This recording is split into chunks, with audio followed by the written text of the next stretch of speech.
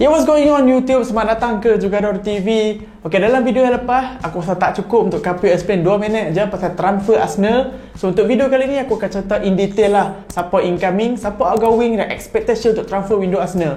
Let's go. Okay, aku rasa Arsenal akan jadi antara tim yang paling aktif dalam window kali ni sebab banyak position yang dia nak kena tampung. Okay, kita start dengan posisi defender dulu. Berdasarkan statistik, dari segi defending, Arsenal dah buat major improvement under Mikel Arteta. Mereka hanya concede 39 gol, ketiga tersikit di belakang Manchester City dan juga Chelsea. Selain daripada tu, Arsenal hanya concede 21% daripada total gol yang mereka concede melalui set pieces.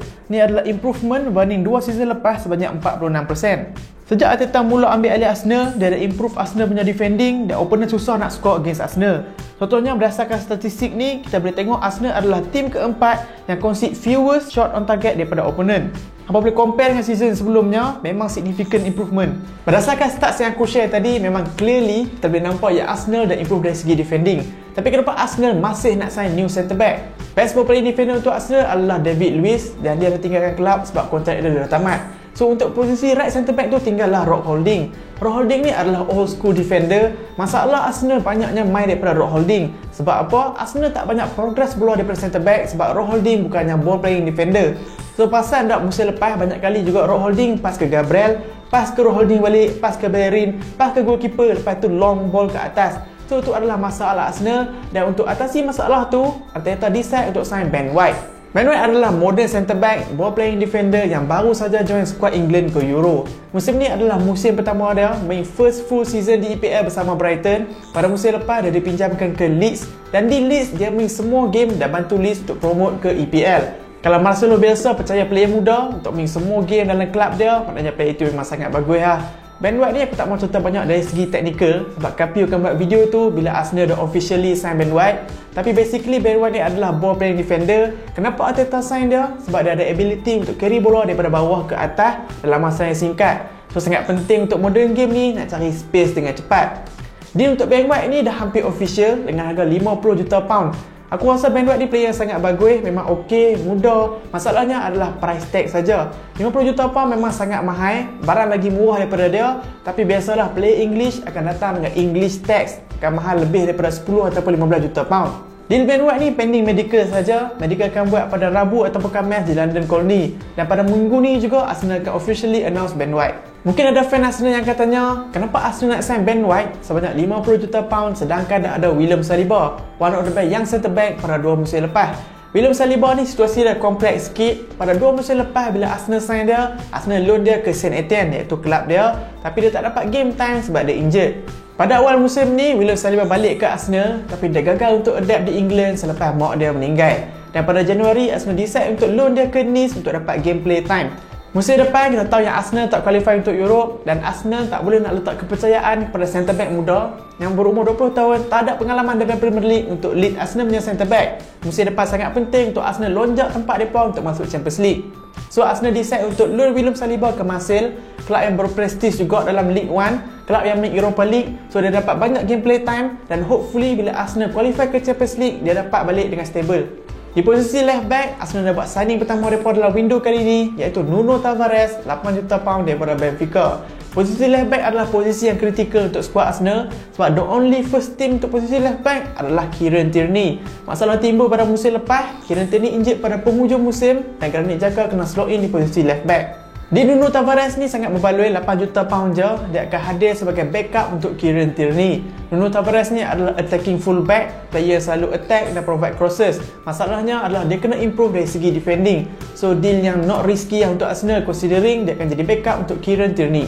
Untuk posisi right back, Hector Bellerin, the longest servant dan juga vice captain Arsenal decide untuk pindah. Pada musim lepas pun dah ada kelab berminat untuk beli Hector Bellerin, PSG berminat, Atletico dan juga Barcelona. Musim lepas market dia adalah dalam 30 juta pound. Tapi musim ni form dia menurun dan market price dia juga menurun dalam range 20 juta pound. Satu-satunya kelab yang berminat untuk sign Hector Bellerin adalah Inter Milan. Obviously Inter baru saja kehilangan best right back mereka Achraf Hakimi. Dia baru saja pindah ke PSG dalam deal berharga 60 juta pound. Situasi sekarang Inter dalam masalah kewangan, so mereka tak mahu sign Bellerin secara permanent. Apa yang mereka nak buat adalah loan Bellerin with option to buy. Daripada Arsenal pula, Arsenal nak sell dia permanently, nak raise duit ataupun nak bagi loan with obligation to buy. So belum ada agreement lagi antara dua side ni. In term of replacement, buat masa sekarang Arsenal view Cedric ataupun Chambers sebagai starter untuk musim depan.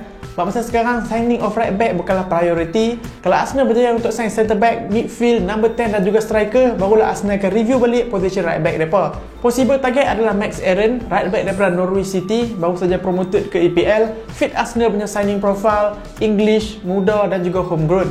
Okey, settle di bahagian defending. Jom kita tengok pula di bahagian yang paling exciting, iaitu midfield Arsenal. Arsenal expected untuk sign at least 2 central midfielder. First kali sebab Granit Xhaka akan tinggalkan Arsenal dan pindah ke Roma, dan Dani Ceballos dah balik ke Real Madrid.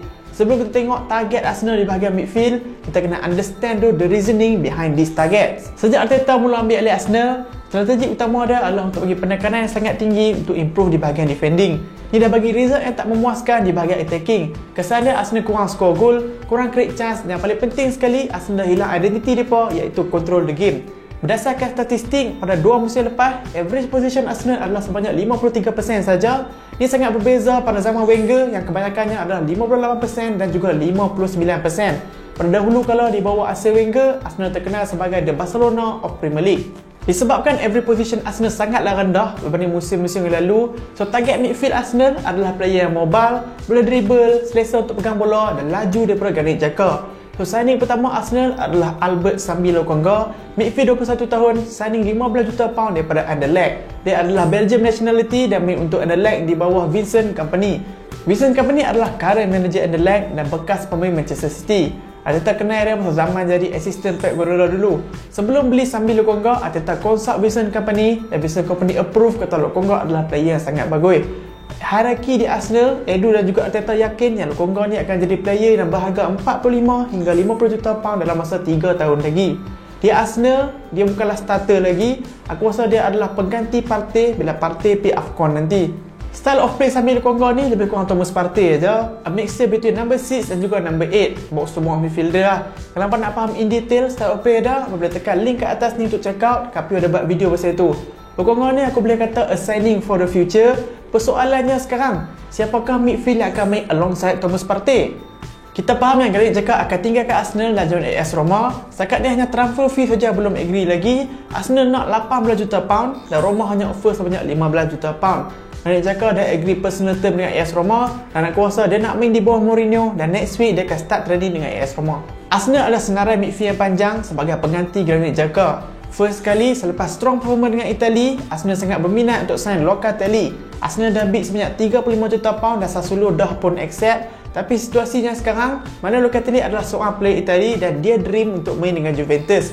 Situasi sekarang Juventus dalam masalah kewangan, sama dengan mana-mana kelab pun dalam Eropah, dan Juventus hanya offer 2 tahun loan with obligation to buy sebanyak 25 juta pound. Arsenal offer 35 juta pound. Sassuolo masih lagi in talks dengan Juventus dan aku rasa sangat susah untuk Locatelli ni pilih Arsenal berbanding Juventus. Arsenal hanya submit bid sebab nak test water kalau Juventus tak berjaya dalam bid ni. Tak dinafikan Locatelli adalah player yang bagus, ada physicality untuk main di Premier League, tinggi sebanyak 186 cm, a very good passer of the ball, tapi still aku rasa dia akan end up di Juventus. So ni bring us to the next target, iaitu Ruben Neves. Sebelum Euro bermula, Duncan Kessler, reporter pada Talksport, mula break news yang Arsenal berminat untuk sign Ruben Neves. Masa news ni mula break, fans Arsenal sangat tak setuju, mereka tak suka Ruben Neves. In term of profile, Ruben Neves ni lebih kurang deep lying playmaker in the mold of Toni Kroos ataupun lebih kurang sama dengan Granit Xhaka. In term of style of play, Ruben Neves ni suka bagi long ball, boleh dictate tempo daripada number 6 position. Dia juga banyak buat tackle dan juga interception. Beza dia dengan Xhaka adalah dia laju sikit daripada Granit Xhaka. Ruben Neves adalah player yang berpengalaman dalam Premier League. Dia dah main bersama Wolves selama 4 season. 1 season di Championship, bawa dia naik ke Premier League dan 3 season di Premier League. So aku rasa sangat sesuai untuk midfield Arsenal. Ramai lupa yang Ruben Neves ni adalah kapten Porto pada umur 18 tahun dan bawa Porto main Champions League football. Ruben Neves ni signing yang sangat realistik untuk Arsenal, considering dia ada Premier League experience dan juga Wolves kena jual. Musim lepas Wolves jual Diego Jota untuk stay afloat dengan harga 40 juta pound. So target mereka untuk jam musim ni adalah Ruben Neves. Dia sangat available dalam harga 35 hingga 40 juta pound. Next midfield target adalah Houssem Aouar, midfielder Lyon. Dia adalah key target untuk Arsenal sejak musim lepas lagi. In fact, Arsenal bid dia sebanyak 35 juta pound pada musim lepas. Tapi Lyon reject sebab valuation Lyon adalah sebanyak 55 juta pound. Tapi situasi dah berubah sekarang sebab semua kelab di League One hilang hak penyiaran TV. So mereka sekarang dalam masalah kewangan dan valuation awal dah drop kepada 20 hingga 22 juta pound. Memang ramai pelik dengan harga yang murah kenapa Arsenal tak sign awal lagi, tapi aku expect Arsenal akan tunggu sampai penghujung window untuk sign awal kalau mereka betul-betul berminat. Sebab di penghujung window lah mereka boleh press dia untuk turunkan harga. Dari segi outgoing di bahagian midfield, aku expect Joe Willock akan tinggalkan Arsenal dan join Newcastle. Newcastle skor dia, loan musim lepas dia skor 7 gol. Newcastle masih lagi trying, tapi any permanent deal sangatlah susah, hanya loan saja buat masa sekarang. Sebabnya Mike Ashley dalam posisi untuk join Newcastle dan mereka sekarang dalam transfer embargo, so loan saja buat masa sekarang. Ainsley Maitland-Niles juga mungkin available, dia akan pindah. Newcastle berminat untuk beli, Leicester juga berminat untuk beli. Yang aku tahu Arsenal mesti regret tak jual dalam musim lepas selepas dia perform dalam semi-final dan juga final FA Cup. Valuation dia Wolves nak sign sebanyak 40 juta pound. Untuk posisi number 10 ataupun playmaker, Arsenal sekarang hanya ada Emil Smith-Rowe. Odegaard dah balik ke Real Madrid. Obviously Smith-Rowe baru saja sign new contract dengan Arsenal. Dia diberikan number 10, number yang sebelum ni dipakai oleh Jack Wilshere, Mesut Ozil dan juga Robin van Persie. Itu adalah signal yang Arsenal percayakan Emil Smith-Rowe untuk main number 10 secara long term, sama macam Arsenal percaya kepada Bukayo Saka. So aku rasa Arsenal takkan sign big number 10 signing lah, sebab dia dah bagi kepercayaan kepada Emil Smith-Rowe. Pada awal transfer window, target utama Arsenal adalah Emi Buendia, player Norwich City, best player of the championship yang bawa Norwich naik ke Premier League. Dia reject Arsenal dan pilih Aston Villa instead. Selepas misi mendapatkan Buendia gagal, Arsenal move ke next target iaitu Martin Odegaard. Arteta sangat suka dengan Odegaard sebab Odegaard musim lepas ada on loan dengan Arsenal dan dah familiar dah dengan style of play Arsenal. Situasi sekarang, Zidane dah tinggalkan Real Madrid dan manager baru Real Madrid adalah Carlo Ancelotti. So mungkin ada chance untuk Odegaard main. Real Madrid pula tengah saving sekarang dan tengah cari player sales untuk sign Kylian Mbappe. So mereka takkan sign player di posisi lain dan akan guna player yang ada saja. Selain daripada itu, Odegaard dah release statement yang mengatakan dia akan cuba selamatkan kerjaya dia di Real Madrid. So selepas tu Arsenal move pada next target iaitu James Maddison. Report mengatakan Arteta minat juga dengan Maddison dan bila Maddison mula link dengan Arsenal, fan Arsenal memang sangat excited sebab mereka pernah tengok Maddison main di Premier League selama 3 musim. Maddison adalah player yang skillful, number 10, boleh dribble, boleh pass dan dia juga boleh score screamer daripada luar kotak penalty. Masalahnya sekarang dia adalah talent English dan market value dia adalah 60 hingga 70 juta pound. Leicester City sign dia daripada Norwich City pada 3 musim lepas dalam deal berharga 25 juta pound dan nak jual dia dalam deal berharga 70 juta pound. Maddison memang player yang berkualiti, sangat exciting untuk kita tengok, tapi considering dia tak pernah skor lebih daripada 10 gol dalam Premier League season, aku rasa price tag 70 juta pound tu memang tak realistik. Kalau Arsenal nak sign player midfield yang berharga 60 hingga 70 juta pound, dia better bring the scoring rate of Bruno Fernandes sebanyak 20 ataupun 30 gol semusim. Aku rasa signing of number 10 untuk Arsenal akan drag sampai penghujung window sebab kita kena ingat main target Arsenal adalah Martin Odegaard. Walaupun dia kata nak stay dan fight untuk career dia di Real Madrid, tapi Arsenal masih lagi menunggu jika dia last minute tukar decision untuk pindah kelab. Selesai posisi attacking midfielder, kita tengok pula position striker. Untuk striker, Arsenal tak urgent untuk sign new striker unless Lacazette tinggalkan Arsenal. Situasi Lacazette di Arsenal ni lebih open. Arsenal tak push untuk dia belah dan Arsenal tak kisah untuk Lacazette stay. Lacazette juga tak push untuk tinggalkan Arsenal. Kontrak Lacazette hanya berbaki 1 tahun saja lagi dan pada musim depan dia akan jadi free agent. Musim lepas Juventus dan juga Atletico berminat untuk sign Alex Lacazette, tapi dalam situasi masalah kewangan sekarang, mereka tak mampu untuk afford gaji dia 185k seminggu dan lebih rela untuk tunggu dia available for free next season. Tapi still, kalau Alex Lacazette pindah, target dia adalah Tammy Abraham. Tammy Abraham adalah striker Chelsea. Musim lepas dia kehilangan tempat selepas Chelsea sign Timo Werner. Walaupun ramai cakap Tammy Abraham ni tak power dan tak perform, tapi in fact musim lepas walaupun main sebagai sub, dia masih lagi berjaya skor 15 gol dalam semua competition. Arsenal berminat untuk sign Abraham secara pinjaman saja, tapi macam biasa, Chelsea kelab yang pandai jual player, value Abraham sebanyak 40 juta pound. Aku tak nampak yang Arsenal value dia sebanyak 40 juta pound considering Aubameyang adalah lead striker untuk Arsenal. Untuk possible outgoing, aku expect Eddie Nketiah untuk tinggal ke Arsenal. Ada few club berminat untuk sign dia, Leverkusen, Brighton dan juga Crystal Palace. Slot dia akan diisi oleh Folarin Balogun, player yang baru saja sign kontrak dengan Arsenal. Untuk position goalkeeper, Arsenal tengah cari backup goalkeeper untuk Ben Leno. Pada musim lepas, Arsenal decide untuk join Emi Martinez ke Aston Villa dan sekarang dah tak ada good backup goalkeeper untuk Ben Leno. Dan jadi masalahnya sekarang, Arsenal consider Aaron Ramsey sebagai major target. Aku tak faham macam mana Ramsey ni boleh jadi target dan apparently Arsenal dah bid sebanyak 2 kali untuk dia. Aku tak yakin yang Ramsdale ni keeper yang bagus sebab sebanyak 2 season berturut-turut dia dah relegated daripada Premier League. Kelas nak relegate boleh senang dia. Alright guys, takat tu sajalah possible incoming dan juga outgoing yang related dengan Arsenal. Apa boleh komen kat bawah kalau aku ada tertinggal apa-apa. Thanks for watching. I'll see you guys in a bit. Take care and peace.